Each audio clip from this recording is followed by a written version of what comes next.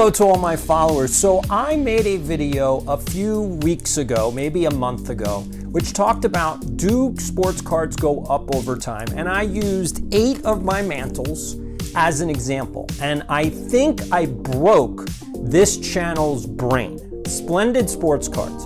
So if you want to find out exactly what he said and my response, stay tuned.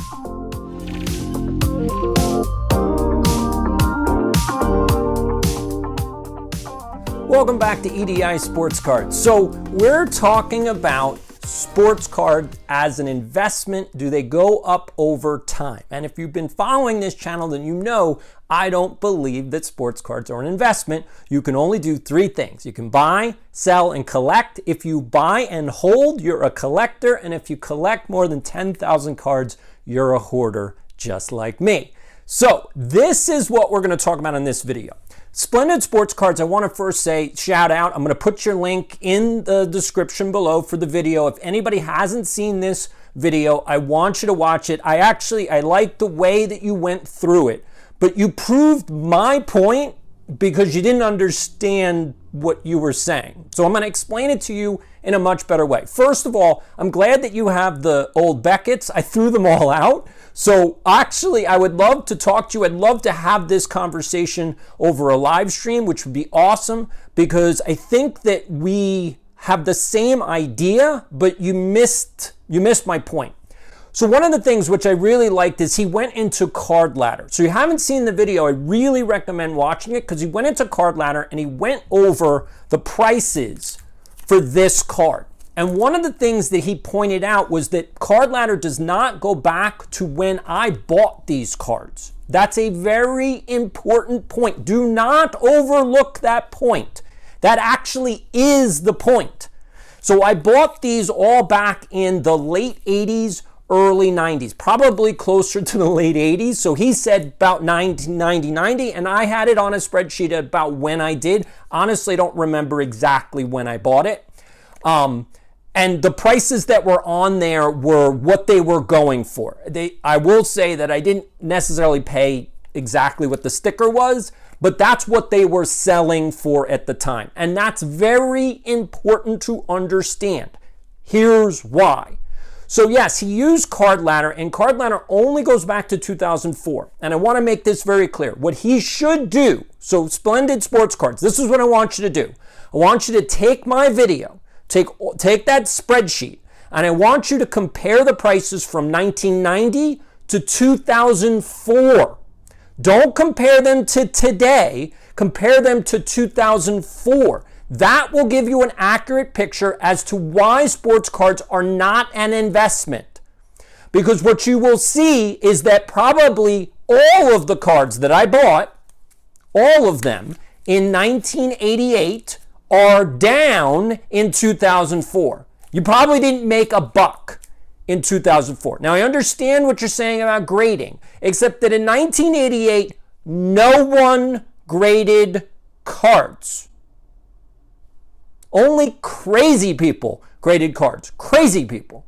Now, obviously, long term, they were not so crazy. But no one graded cards because not anyone could see the value in paying someone else to put a card in something that we already put them in. We put them in top loaders because it was a hobby. It wasn't, and it's never been, an investment. And if you try to invest in sports cards, you're going to lose money. If you buy and hold, and that's what Splendid Sports Cards missed, is if you bought and hold, you would lose money. That's the point. I bought them in 1988, 89, and 90, and if I held them to 2004, and I want you to do the video, I want you to show the card ladder. If I held them from 1990 to 2004, I would have lost money. That's not an investment. That's called sinking money into a losing ship. But I didn't buy them. Now, I will also put this way. I didn't buy them. I didn't have any money. 1986, I just turned 13 years old in 1986. That's it, okay? So I started as a dealer in 1987. I started my hobby as a dealer in 1987. I was buying packs earlier. Well, actually, my dad was buying me packs, and we went to shows, and he bought these cards. Now, I will say this, that it wasn't all just new money, because I was selling cards at shows. So we would get a certain amount of money at the show, and then we would reinvest it into inventory. So I had to keep track, again, as a teenager, I had to keep track of profit margins, because my dad would just buy everything if he didn't have a limit. Like, he would just go, oh, I want that card, I want that card, I want that card. So he would just keep buying if I didn't put, like, we don't have that cash, that's new money. And so I had to keep track of new money and old money. It was very difficult. I'm just going to say it that way. Luckily, none of you had to deal with a dad that just was really excited about the hobby. Again, he collected all of these cards when he was a kid, and then they were all got thrown away. Like so many people, so many baby boomers, they all got thrown away. So anyway, Splendid Sports Cards, you proved my point. If you track from 1990, the prices that I put down on that spreadsheet in the video, okay, and you do card ladder to 2004, don't go to 2023, go to 2004 and track all the prices. I promise you they'll all be down. And that's the point. And you can't talk about an investment as, well, if you bought, that's not an investment. An investment is, if you buy today, what's going to happen a year from now, 2 years from now? What's the trend? And if you get an investment, they have to show you what the 1 year, moving average is, what the 3 year average is, what the 5 year average is. You need to know what's the historical average. So if you want to do a real investment video off a card ladder, you need to do the 3 to 5s. That means 2023, you need to go back 5 years. Can't go back to 2004. Can't go back to 2004. You got to go back to a time frame in which you could have bought the cards. Can't go back into history and go, well, if I would have bought them in 2004, I could have bought the 1952 Mickey Mantle that sold for $11 million for $52,000. And that's not a pipe dream, that's a reality. My dad spoke to Al Rosen, or Mr. Rosen. Al Rosen's a baseball player. He spoke to Mr. Rosen, who owned that card, and he said to my father, you can have this for $52,000. Now, in 1989, that was nuts. Obviously, somebody had the extra money. My father was a psychologist and educator. He didn't have $1 million sitting in the bank account. He didn't have all of that extra cash to go, yeah, I'll plop down $52,000 for this card. He didn't have that money, and that was an extraordinary amount of money to pay in 1989. Now, obviously, if he had bought that card, it's worth it was sold for $11 million. I want to make this very clear. None of you had the opportunity to buy that card in 1989. None of you. So don't speculate and fantasize, well, if I bought in the past. You didn't buy in the past, so that's over.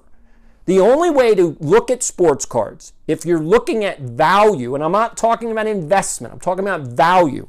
So I am not upset with this card going down $100. In fact, that's great.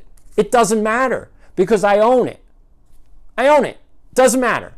If it goes up $100, it goes down $100, it doesn't matter. I don't need to buy it anymore. I own it. So I actually save the money that I would spend now. And the money today is more than I would have spent back then because every dollar was worth more back then. Understand, with inflation, and again, Splendid Sports Card didn't understand inflation, so I get it. I broke your brain.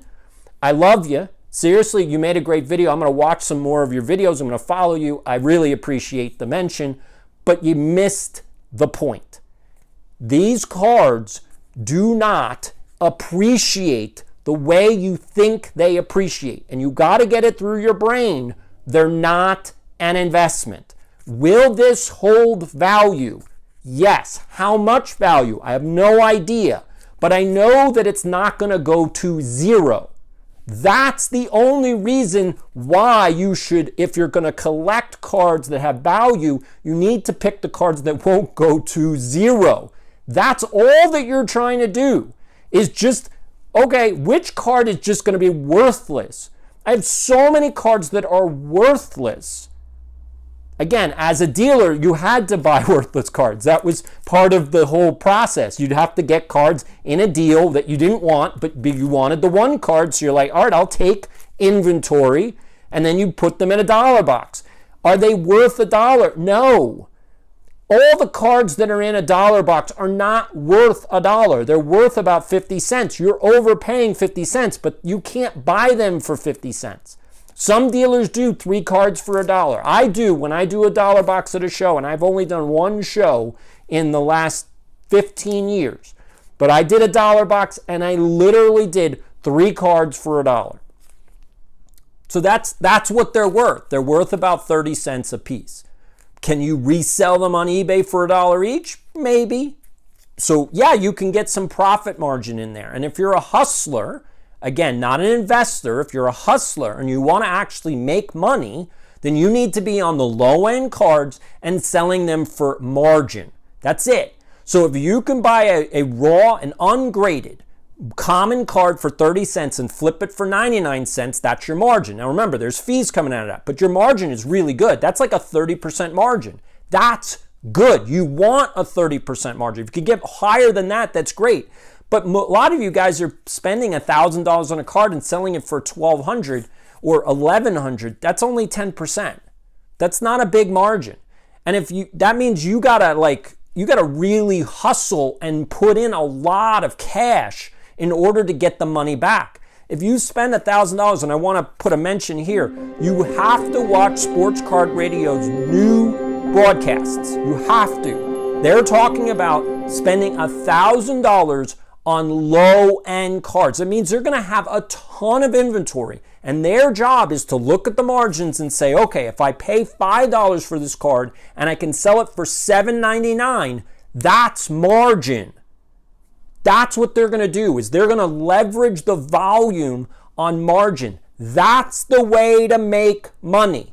If you want to make money in this hobby, you have to watch the Sports Card Radio shows, because I'm telling you, they are setting the trend. If you really want to hustle and make money. Now, I am curious to see how they sell ungraded low-end cards, because I have a lot of them and I have no idea how you get rid of them. I have no idea how you get rid of them. So I'm very interested to see what they say. Hopefully all of that made sense. Again, Splendid Sports Cards, thank you so much for the shout out. I hope that this made more sense, and now I hope that you have the video you need to do. I want you to take the 1990 prices from my video, okay, that spreadsheet, and I want you to compare them to 2004 in Card Ladder and do that as a comparison. That's going to tell people more. Remember, if you buy and hold, you're a collector, not an investor, and that's going to prove the point. If you bought and hold from 1990 to 2004, you would have not made any money. That's what you need to understand. And we are in the crash of a boom. Understand, you made it very, very good point. 1990 was in the middle of a boom. So everybody that just came into the hobby is in the middle, well, it's on the downside of a boom. So if you buy cards today, that's why you need to see the video, 1990 compared to 2004, because you are all, folks, you are all in that 1990 category the minute you buy cards today. You are in the boom. It's coming down, but you're in the boom. So if you really want to look at what cards are going to be like 10 years from now, watch, hopefully, Splendid Sports Cards. You do that comparison. 1990 to 2004, that's what you guys should be predicting on what your cards will be worth 10 years from now. That's the hobby, and that's what I'm trying to get across to you. But I appreciate all of the help from the hobby with the data. The Card Ladder is great. Again, I don't care because I'm not selling these cards. Like, you can't buy it. Sorry. So just because I want to appreciate Splendid sports cards. So I'm going to just show you all the cards because I know you love them.